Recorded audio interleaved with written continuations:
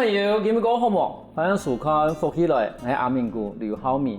其实今仔天我哋咧沙比地杯，从可以看到我哋温情的咖啡店。呢个温情的咖啡店，无论我哋脱离咧书店，就咧开听我哋呢个萝卜嘅地杯去。讲起我哋六队，无论讲我哋客家最有名嘅都系火房嘅，但是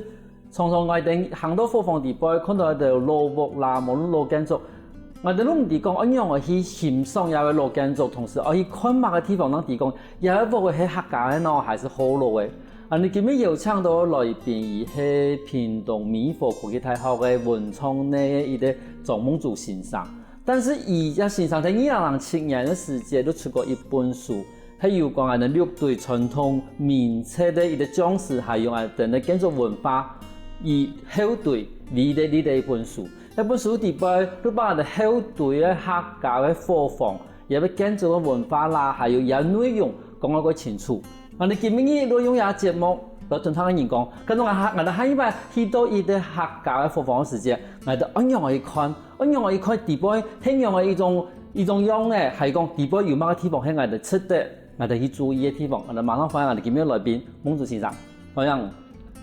大家好，我是來自高雄的張夢竹。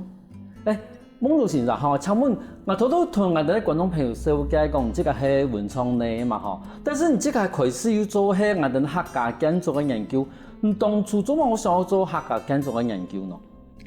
這應該是要回溯到20年前。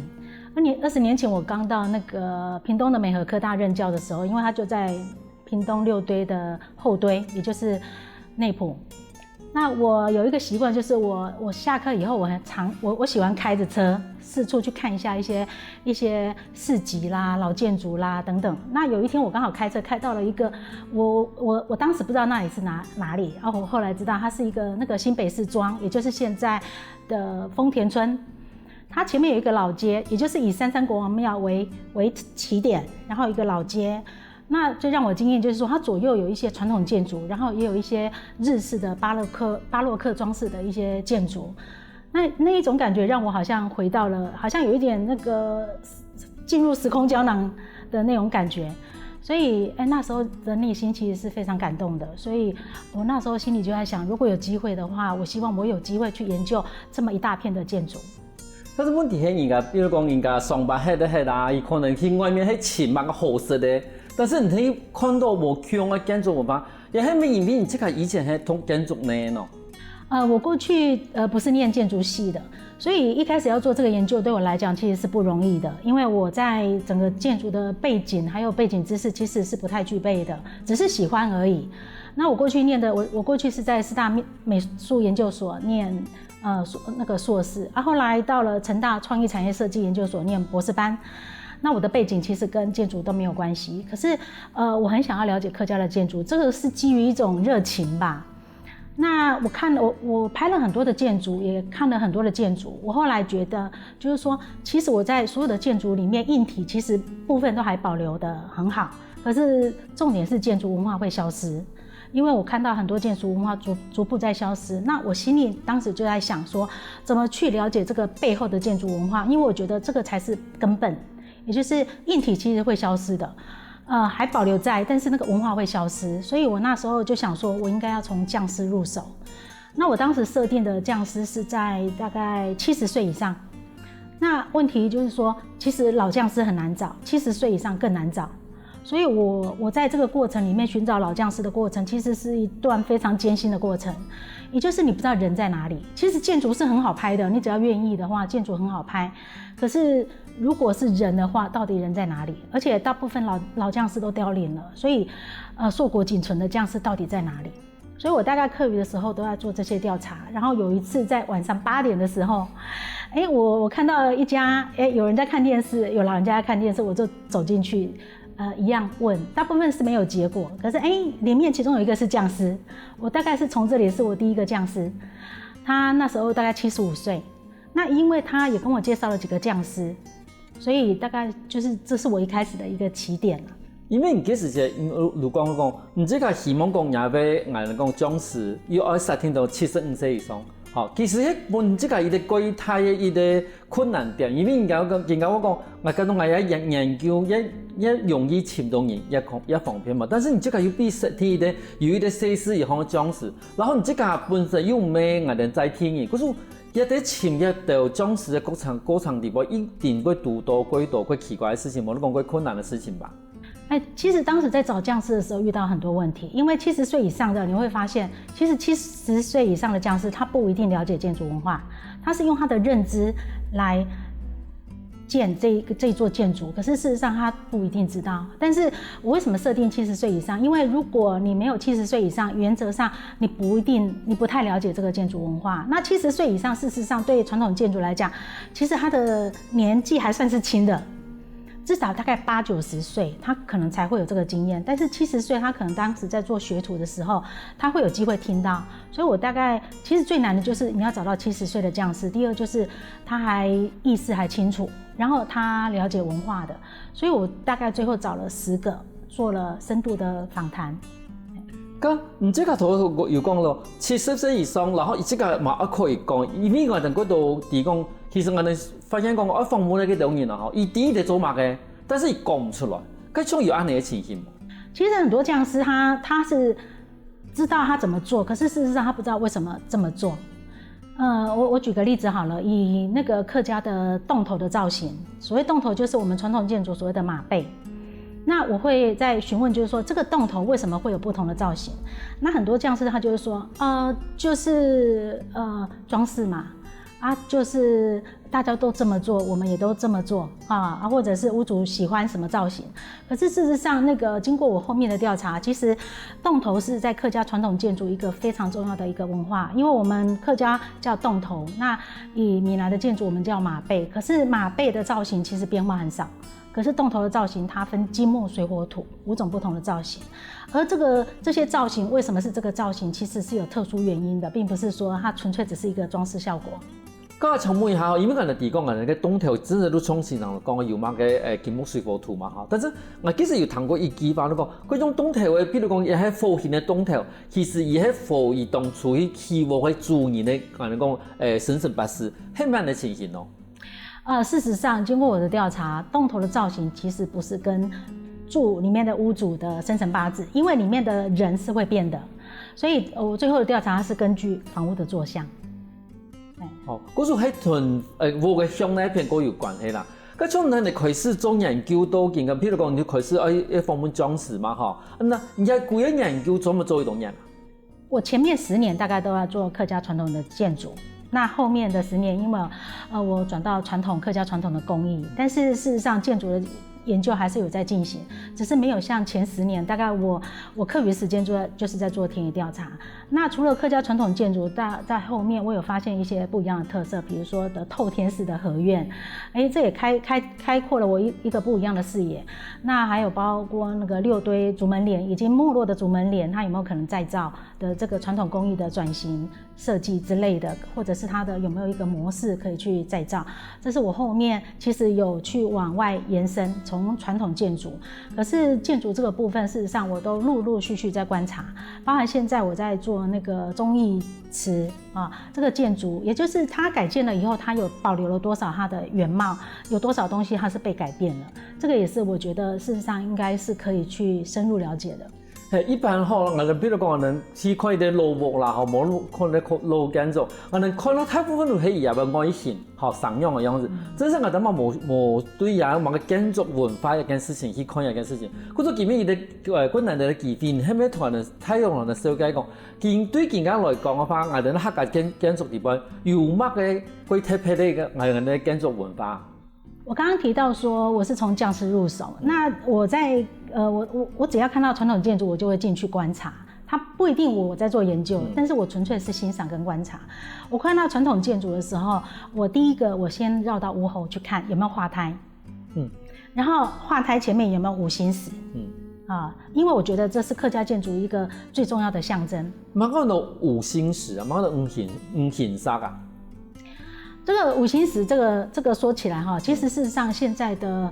人，包含匠師，很多人都不知道，包含屋主，其實他們家後面有五行石，可是我問他不知道。是我在拍的时候，我告诉他，你们画胎，你看一下这里有五星石，他才知道，他80几岁了，可是他不知道他们家画胎的前面有五星石。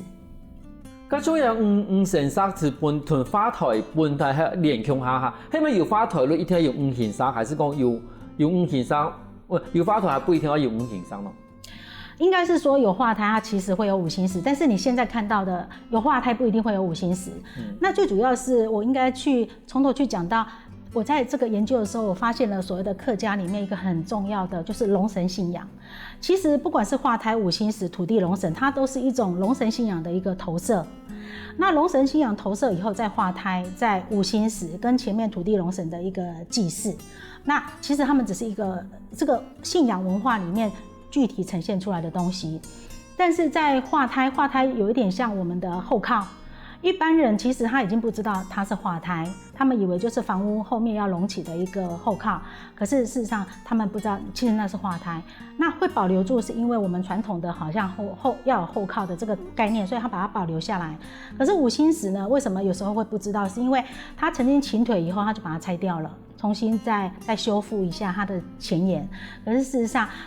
原来的五星石可能就会不见了，因为大家其实不知道那是什么东西，包含你家现在还有的，其实你也不知道。可是除了五行色以外，我哋係咪話有其他嘅我哋建築文化可以同我哋觀眾朋友了解一下？除了那个龙神信仰的这个五星石化胎以外，还有土地龙神，我觉得这个是它的精神所在。那我刚刚提到，就是说我在每一个部分，其实我除了自己观察以外，这个文化的部分，我大概是根据匠师的口述。那匠师的口述，我其实是要交叉印证的，因为我们刚刚提到，其实匠师所讲的，它不一定是真切的，但是他是用他当时的认知来去盖这座建筑。所以我们应该是说，所有的文化其实是滚动式的，它消失了某些部分，也增加了一个新的部分。所以我大概会了解，当时他们在70、80年前、80、90年前，他们是用什么概念来盖这座房子？他们认为这是什么？所以这是我要了解的，然后交叉印证，在经过一些地方文史工作者，然后文献努力去找出一些蛛丝马迹，去了解它真正的意涵到底是什么。我后来有写了一本书，那本书里面其实我有提到，就是里面的说法，我不会说化胎代表什么，五星石代表什么，我的说法都是指说法1、说法2、说法3，我希望如实去呈现我的觀察。嗰時對你講無傾向嘅講法，全部同本他嘅人看下講，可能有樣嘅無傾向嘅講法都錯嘅。嗰種其實我哋傳統戲我哋咧客家嘅傳統建築物嘅時間，我哋發現講，嗰種鬼講哦，但是係講嘅後尾其實有為改到文化上面意義。今日嘅節目如果慢慢地同講哦，休息一下，等下我哋馬上過來哦。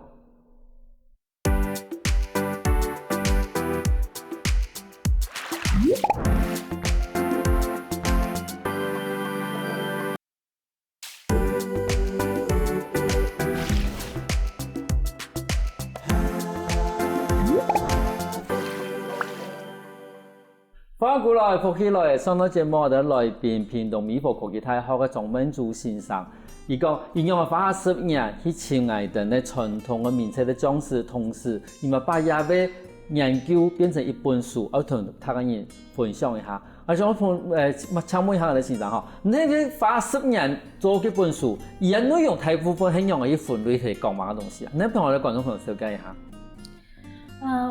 我大概花了10年做了很多的建築調查以後，我後來覺得事實上我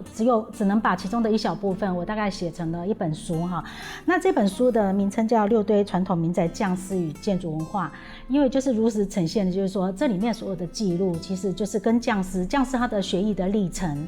那他們的學藝跟最後的做工的模式有沒有影響到這個建築的風格，跟最後這個建築文化是什麼？我大概寫了這本書。那後來因為那個客委會他們有一個6堆文化傳承講座，大概常常請我去分享，所以我大概根據裡面的重點，我大概分別寫了幾本講義，這個是我在上課的時候的一些講義。第一個就是說它的那個合院的承建的模式跟營建格局的一個改變。那在這個另外一個單元，其實講到就是客家傳統建築的一個營建格局，這個格局其實是特別值得去講的，因為我們一般講到說伙房，或者是我們通稱所謂的合院，以闽南的合院跟客家的合院其实有一个非常大的一个差别，我把它称为客家的建筑算是有机成长的，也就是我们闽南的合院大概盖好就盖好了，它很少会再持续去扩张。可是客家的伙房它是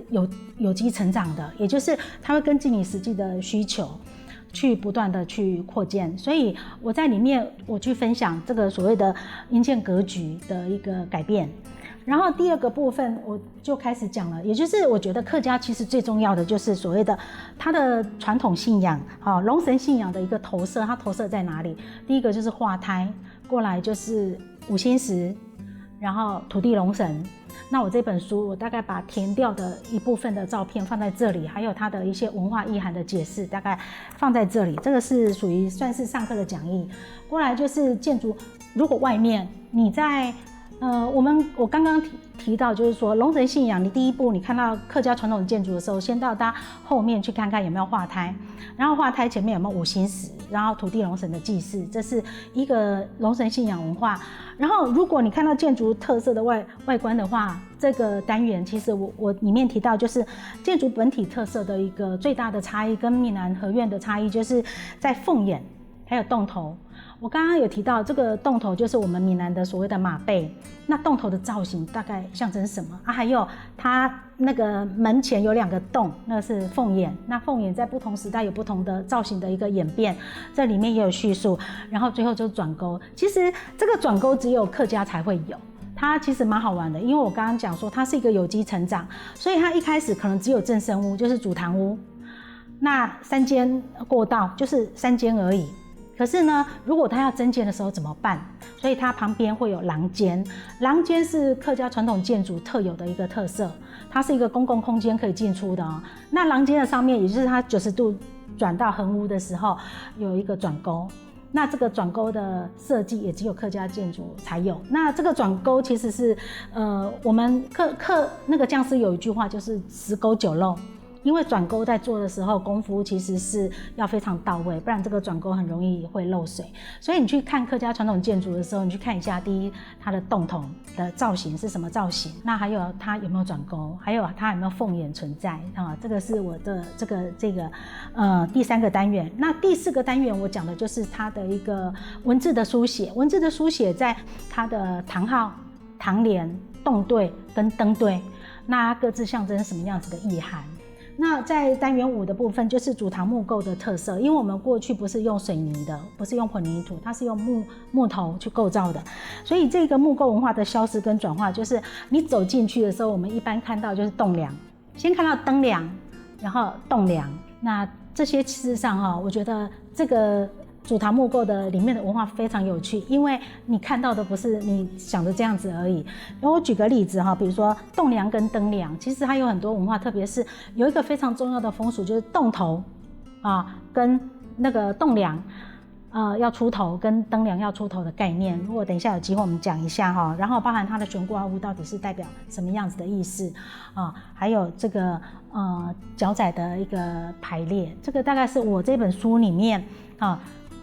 呈现的，也就是我把这些相关的文化记载在这本书里面。其实初中在咱免主线上讲按动我分享讲，其实这个是一代客人我嘛就有这个主动，但是伊无讲以前真的分享过其实觉得伊头先人讲的凤眼凤眼，觉得迄通凤样的，有的人讲迄本条你可以来演要啦。我冇想到其实演义讲，嗰种鬼刺眼都提几片会出现的东西，伊有伊的文化上面的意思，唔错。我嘅係的係的，但是我嘅做事情有一部分係工匠嘅，伊的做法做好冇，嘅我嘅會做嘅鬼脏冇，但是喺的時間你會發現到講，你的文化地方，你睇下我嘅地方，如果顯現出來，譬如講頭多嘢嚟講嘅，我哋咧有，像我哋客家人，佢特別咧有我哋咧燈亮。東梁係同時我哋兩邊我有兩我哋講嘅東堆，一片講嘅係我哋祖先來台灣嘅時間你的歷史，另外一邊係講我哋祖先本我哋下一代人嘅一啲想法。嗰時在下我哋如果問我哋先人講，咁講到我哋更加去我哋一啲客家建築嘅時間，有乜嘅東西我哋可以去觀察嘅。那講到喺我哋咧觀眾朋友更加看到人節目以後，我去啲客家嘅建築地方去嘅時，有乜嘅地方係唔感覺到講，我哋可以去觀察冇？我觉得哈，其实它的一个最大的一个差别是它的整个的格局。它的格局我刚刚提到，就是说它是有机成长，那它是一个外廊式的建筑，也就是你看客家的建筑，它是外廊式，也就是它的所有的每一个房间的门，它一定是直接面向和平。那闽南的建筑，它其实里面是有通道可以互通的，所以我们说它是一个内廊式的建筑。那我们刚刚讲到说它的有机成长的格局，你可以看到哈，像这种就是外廊式的建筑，它其实所有的门，它唯一的通道其实就是一个房间的一个唯一面向和平，这也就是后来它产生了一个主门帘。为什么它有主门帘的需求？那一个完整的伙房，它其实后来会变成一个那个围笼屋。所以你可以看到，从这个空照图，这个是我站在旁边石棉瓦拍的哈，你可以看到它的一个那个格局是非常完整的，也就是除了一堂2横的3合院以外，它可能变成一堂4横。不断的往外扩散，然后后面有化胎，前面有水池，它就是一个最完整的伙房。你对人家意思，你讲其实通常人讲啊，好多人的建筑物地方，我哋都以为伊可能内廊地方，某个地方有内廊嘛，哈，所以伊唔是可以对地方行行，但是像我哋客人的伙房嘅话，伊啲门全部都面对到我哋嘅无堂啦，哈，所以因为我哋个无变成讲每个人可能就看得到骗人嚟做嘛东西，所以变成讲我哋嘅门前一天会有啲门帘，等于讲因为我哋嘅生活空间，我哋嘅建筑物从我哋嘅生活嘅方式变成我哋产生了有一个门帘，有一个贵特别的一个算是工艺品。佢好多时呢，有人讲我哋迄可能会对一间屋变成2间，变成隔壁会有隔壁外廊，然后慢慢的越做越多，变成我哋围廊屋。所以变成讲，一开始围廊屋，后面一开始等于讲，伊对可能迄1-2间，慢慢的按嚟做出来咯。我们看到围笼屋哈，其实我刚刚提到就是说它是慢慢的，这是客家建筑一个很重要的特色，它是根据你实际的需求慢慢的去扩建，可能从正身屋单身熟，然后面成合院，然后一堂2横1堂4横，然后后面再不断扩建。那传统建筑里面后面有化胎，前面有水池，那它会变成一个那个圆满的一个圆。那所以我们看到那个，但是我们现在能够看到这么传统的伙房，像围笼屋已经非常少了，在大陆还比较常见，在台湾其实是很少的。但是我在调查6堆调查过程，我看过几次比较特别文献记载，里面有所谓的花阶，也就是他们认为这个化胎好像是皇帝的座椅一样，然后有皇帝的扶手可以放的。那我在那个民国15年这个林落村，我就看到这种化胎，它是规模比较大的化胎，像花街一样。那还有就是那个忠义祠它左前方有一个绝善堂，里面我们所谓的百年的天公庙，它后面的化胎也是像花街一样，这是规模比较完整的化胎。那除了化胎以外我们可以说化胎前面其实是会有五星石。那这个五星石其实我们可以看到其实五星石重点是它应该是每一颗造型都不一样，所以你可以看到这个五星石其实是要祭拜的那我们一般讲这个是龙神这个我们说龙神伯公，旁边是龙神属公，有这样拟人化的一个说法。那事实上这个五星石这个存在，就是说我们盖房子的时候会惊扰到东西南北中的5方的龙神。那还有关的化胎，我们一般其实这个龙神信仰就是说，当你要盖房子的时候，你的房屋的坐向决定了以后你要找到你的山家所在，然后找你家的男丁去到那座山那里去，把龙神很恭敬的去迎到你家，也就是牵龙跟引龙跟奉龙的一个过程。那龙神要驻足在你家，所以化胎其实要迎龙的过程，它才是有意义的化胎。而且化胎是上面不能铺盖水泥，说为了避免长草去铺盖水泥，因为龙气它冒不上来。那龙神驻足在你家，它的最主要的作用就是庇佑你整个的家族，让你家族兴旺。那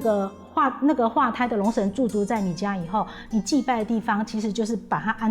龙神安坐在你那个主堂下面的那个土地龙神的香座位，那里其实就是土地龙神祭拜的一个地方。可是其实今日唐东人咧，现在安尼讲地方，我发现讲原来土地龙神唔係講今日有擺伊啲排位，比方提给土地良神，因为土地良神，伊话爱抢良神，同时伊对海外发财有按密切的一种牵连的关系。休息一下，我等下我的外国岛讲精彩故事哦。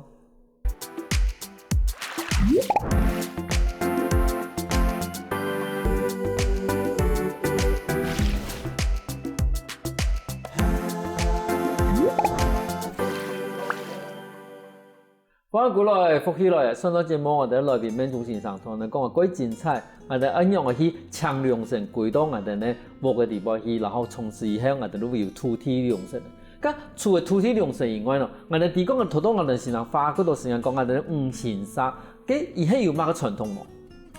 这个五行史真的是非常特别哈，我大概问到匠师，最后才知道，其实这个五行史的排列，它不仅是有它特别的造型，我们说金行远，木行长，水星如波浪，然后土行方，金行远，然后你可以看到这个木行是长的，所以它有不同的造型，然后它的排列方式也根据五行的相生相克来排列的，所以其实这个部分哈是客家那个文化里面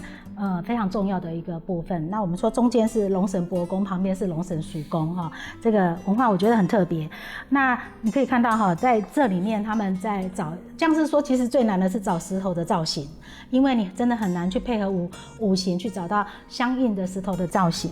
那除了这个化胎五行史以外，我觉得里面其实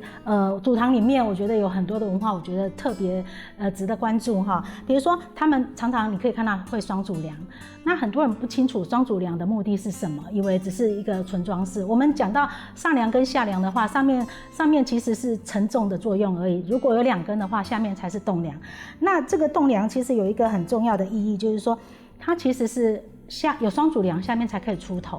所以你可以看到客家传统建筑里面，在祖堂里面它呈现非常丰富的一个文化。栋梁要出头，家人才会出人头地。那要出丁，灯梁一定要出丁，出丁才会天南丁。除了这个栋梁要出头，灯梁要出丁以外，我们可以看到这个灯梁上面，你进去你可以看悬挂的白灯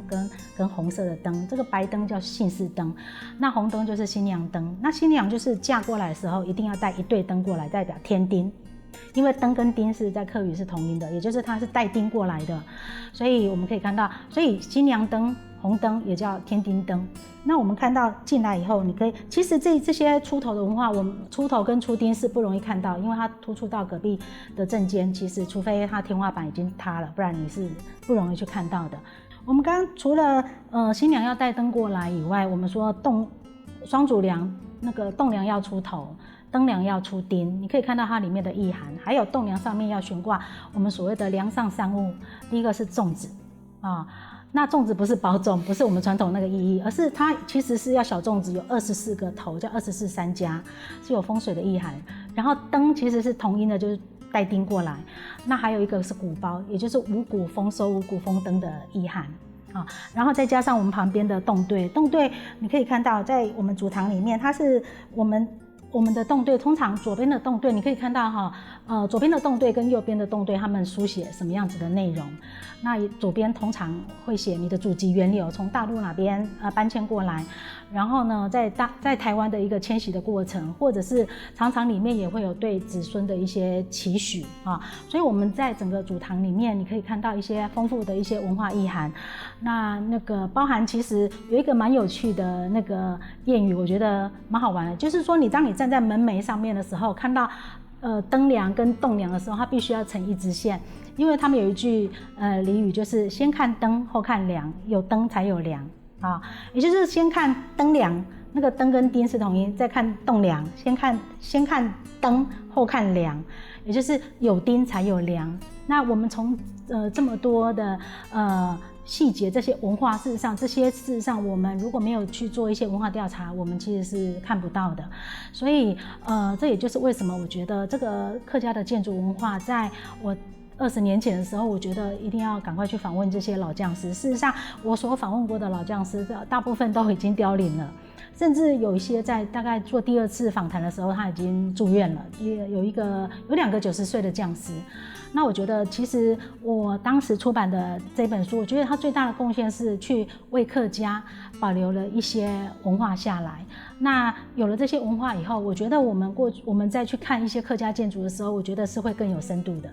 另外，相信我哋孟主席讲个梦错吼，因为好多伊安尼讲一下，是因为这个喺客家人其实真是蛮唔定嘅。第讲我哋有等量有东量，等量一天出头，我唔是讲东量一天出头，还有好多新人讲嘅，有先有电。好，那有量。你讲一天一啲加速地步，一天有燃电，最尾咱可能會有一個加速嘅存在。嗰時變成講，唔講啦，伊頭頭意思講，唔企喺浮橋上面，唔看到人哋電量，一天會先看到電量，最尾咱看到嘅動量，哎呀兩條線一天要夾強下嘅，也係總之變成講，做乜嘅有時我哋發現講，我做乜嘅我哋電量喺前面，但是我哋動量會過斜嘅比較。事實上，按你講嘅喺我哋發現，我哋第一件事情咧。但是我想問下先生吼，因為好多人嘅研究地方話係講一啲角嘅，好，佢應用係乜個東西呢？我們講哈，那個嘎嘎，其實它就是我們的紅瓦承重紅瓦的這個木頭。那我在調查的時候，我覺得很有趣的是，將士跟我講的，就是它其實是要算的，也就是天地人富貴貧，天地人富貴貧。然後呢，大廟是定天定地不定人哈，那定富定貴不定貧。那只有大廟可以在最後一根角留下來是天地人富貴貧，可以添，那只有大廟可以用。那一般的民宅的話，我們說天地人富貴貧，那富貴貧，一般的民宅是可以富也可以貴，但是最後一根角這樣子算下來是不能留在貧，天地人富貴貧的這個貧上面的。我覺得這也是一個很有趣的一個文化現象。其實我們以為它很多只是純粹具體結構的那個物件而已，可是事實上，我才發現包含這個棟梁其實是有生命的。棟梁是一棵樹，他們還要請梁、祭梁的，或者是生梁的，這是儀式。每一個儀式其實都要念一些吉祥話的，所以他們說棟梁，他們都叫梁樹。那整個梁樹，然後它的一個面向，然後在生梁的時候去掛那個梁，我剛剛提到的梁上三物。所以我覺得它不是一個硬體的結構而已，而是你可以在建築裡面看到很多我們過去祖先的一些情懷，特別是在棟隊裡面，你看到他們對祖先的一些子孫的一些期許，包含鳳眼，包含那個棟頭的一些造型，甚至為什麼要祭奉土地龍神，我覺得這個所有的這些其實你都可以看到，它包含了我們的祖先對我們的一個期待，還有期許。其實常常我哋咧看我哋咧建築物嘅時陣，其實我哋都看，一建築物係咪畫個幾獎啦，上面係咪有乜嘅我哋個雕梁畫棟啦？其實睇我哋客家建築物地方，你會發現到講我哋客家日本啊，個樸素嘅一啲民族，嗰種我哋唔會有安排啊，係幾華嘅樣嘅，但是提幾度嘅細節嘅地方，我哋會發現到講，同我哋民族先生講嘅樣，我哋都啲，其實我哋建築物地方有幾度啊，等嘅鮮明啊，等祖先。希望講我哋後世可以平安，希望講我哋後世可以世世代代可以一代接一代。嗰度睇一啲都有冇嘅時節，而某個東西就上到嘅。佢仲有啲問題，同我哋嘅先生有講到講鳳眼，佢鳳眼係啲乜嘅一啲意思呢？你在客家傳統建築，你可以看到有2個圓洞。那這2個圓洞呢，我們一般是叫鳳眼，但是你可以看到它在不同時代有不同的演變。早期其實是用圓形的，然後後來演變成為八角形那有不同的素材，現在又回歸到圓形，但是它其實本來那個我們的鳳眼其實它是可以空氣流動的，所以它是沒有玻璃的。那現在是有玻璃，是怕麻雀會飛進去築巢。所以但是在鳳眼，我在詢問的過程其實有很多不同的答案。那其中我們最常見的就是說，它其實因為我們的祖堂是常年都是門是不閉戶的，也就是你隨時要祭祖等等，它門其實不會，除非是颱風或者是辦喪事才有可能把門關起來。那但是它常年在裡面祭祀的時候，這個煙其實是它會往上升。那如果沒有鳳眼的話，我們的那個將士講棟梁有時候會冒汗，這個叫逼棟也就是它会有水汽，那对整个家族是不好的。所以他们透过这个，他们把它取名叫凤眼。你看客家传统建筑很好玩哈，远远看它好像一个人的造型，这个真的是我看过有凤眼的，它上面还有2盏灯。那个有人说它就像祖先，我常常问到他们说，这个就是祖先的眼睛，看护着远方的游子，然后去护佑远方的游子。所以我还曾经看到，凤眼里面它真的装了2盏灯的。那现在事实上，早期的凤眼，我们说，龙争虎斗，然后中间有一个凤啊，那个龙边啊，左青龙右白虎，然后中间再加一个凤眼来做一个调和。那事实上，现在的凤眼它大部分都是一个实际一个气窗而已，变成一个空气窗，或者是纯粹一个装饰。但是它的造型其实是非常丰富，这也是我们在欣赏客家传统建筑的时候，你可以去观察的。我最尾的问题想问你讲，像你这个做啊，以10年的研究嘛出了一本书啊，究竟客家，我们讲客家风风对你来讲，黑人用的一种仪式啊。其实对我来讲哈，其实客家我个人本身比较怀旧，可是我常常觉得哈，其实我们的居住的空间其实是跟我们时代的需求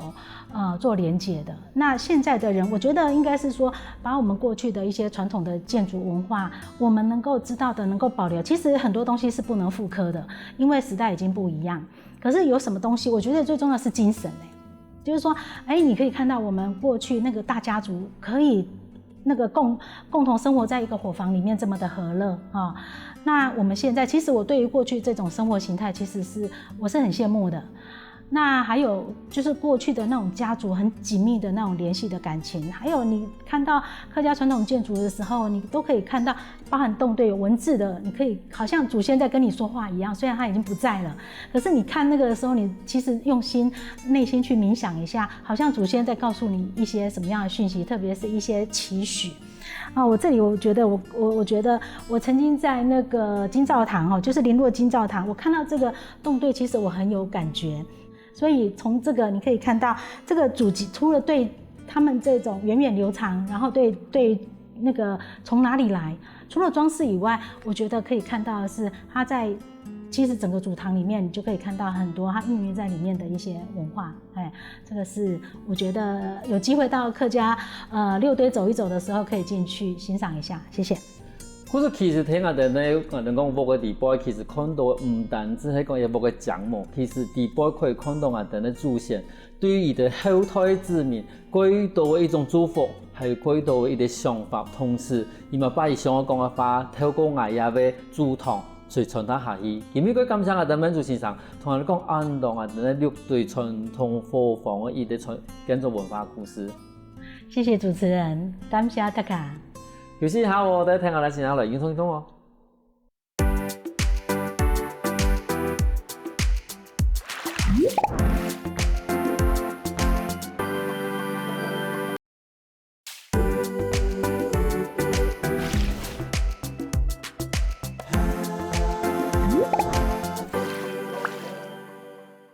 各位觀眾朋友，大家好！又到了好好運動的時間了哦。恁今日運動的嗎？請放起來，同永清先生來做運動哦。先生今日教大家的係伸展瑜伽，恁準備好的嗎？請放起來，同先生來做運動的哦。請同兩隻腳打開來，手伸出，好做一個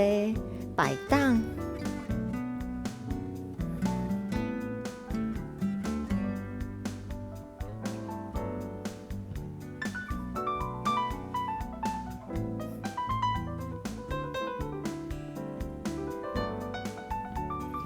手柄鬆，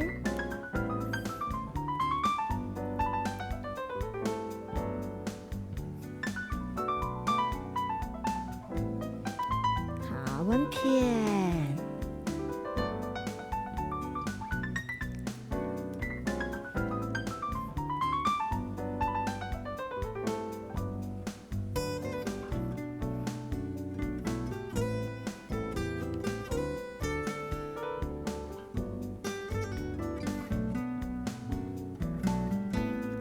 過來，起起，跳起，將緊，擺攏，慢慢的下去，都有诶，一节一节慢慢的下去，扭到天来，好，我腳趾頭鼓下來，伸出，鼓下來，再伸出。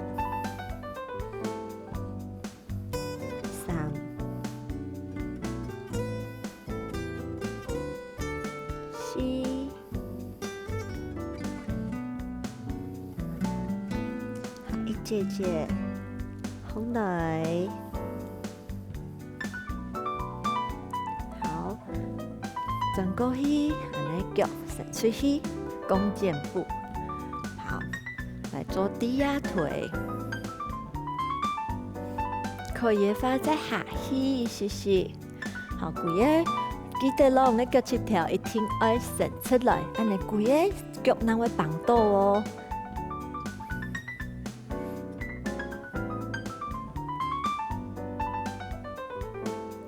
好，放起来，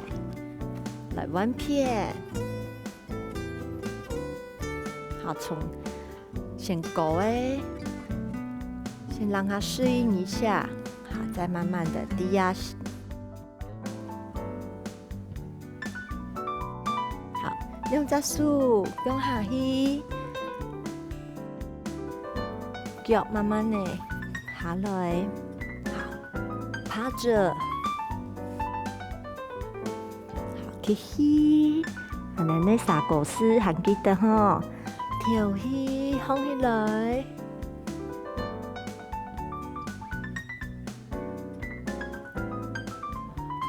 下来，好，拿来做一个美人鱼竖表演的下巴，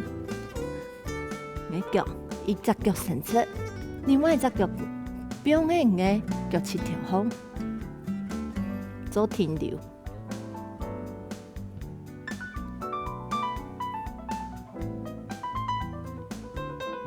好，再变下来，更加来弯片，好，另外一只脚也放来，翘的脚趾头，我记得咯，脚毛弯弯咯，打出去伸出。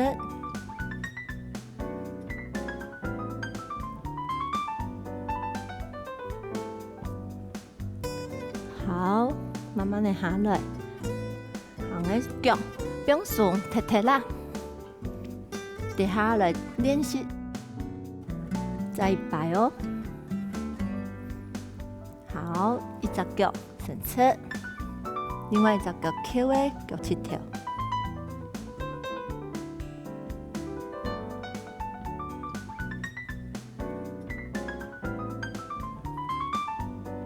慢慢下来，弯片呢，好，脚尖踢出去，翹輪，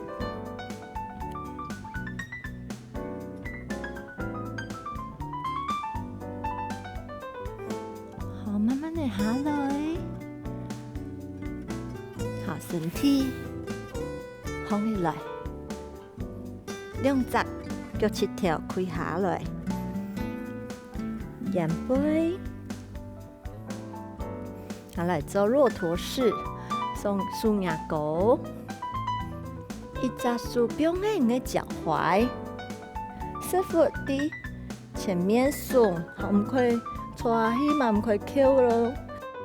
的前面送出去，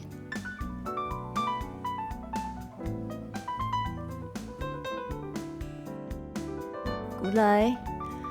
加弯片。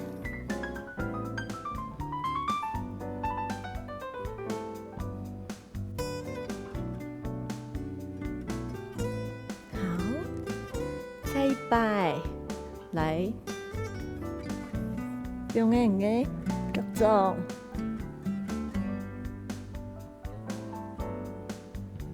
繼續跳起哦，慢慢地放起來，彎片，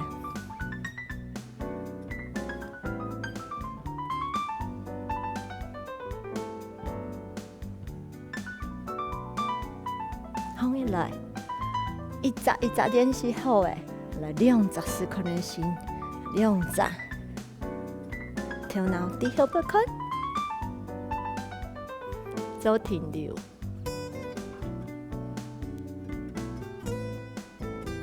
好像一个放另外10次。好，在前面做一个缓和。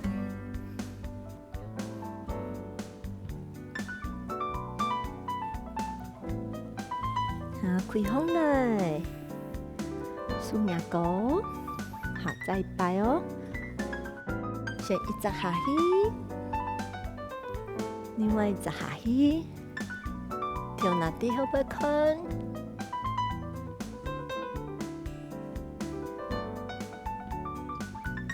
一直放来，2只放来，在前面做一个缓和。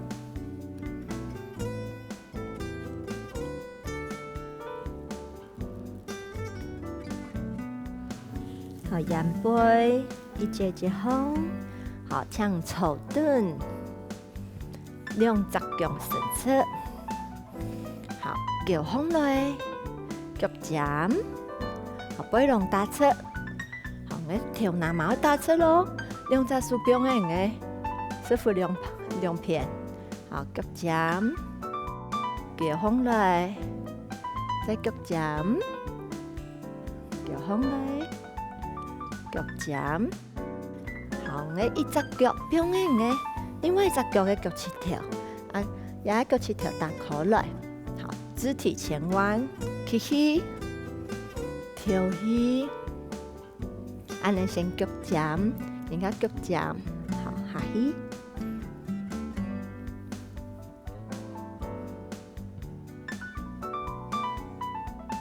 做一个停留。配合呼吸，继续呼吸。好，慢慢的放起来，起，跳起的时间，脚放来，放的跟无同样哦。好，跳起，脚放来，我跟摇哦，拉到你的后肩肌群哦。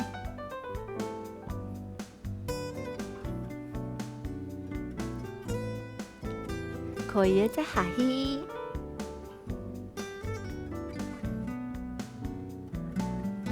慢慢的放来，更加稳片呢。另外一只脚，表演的脚趾头，好，放出，起，跳起脚尖，慢慢的下去。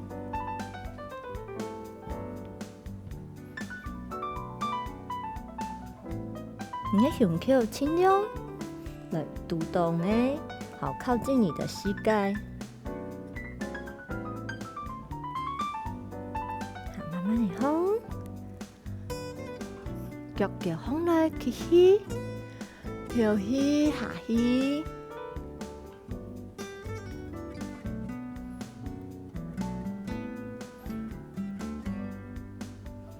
慢慢的放起来。一只脚练起，安那2只脚，脚尖起，跳起下去，一节一节下去，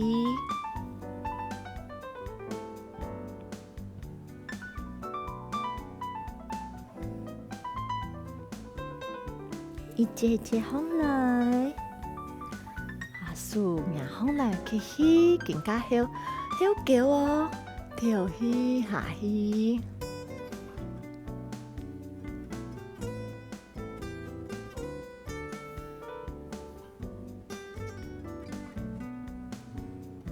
慢慢的放起来，手柄下，好，完了，并一个溜滑梯，师傅让放来，10秒钟，10、9、8、7、6、5、4、3、2、1，再下来。好，训练你的手臂的力气哦。再一摆，起，调息的时间，唔该师傅仰高身体，再高一些咯。10、9、8、7、6、5、4、3、2、1，慢慢的下来，好，慢慢的放起来，吸气，调息，吸气，调息。